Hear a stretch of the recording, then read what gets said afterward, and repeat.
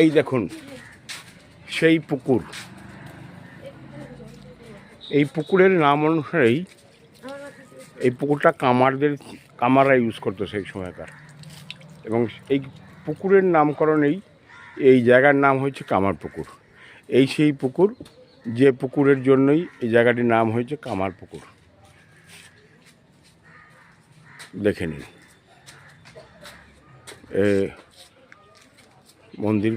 মন্দির পাড়ায় অবস্থিত।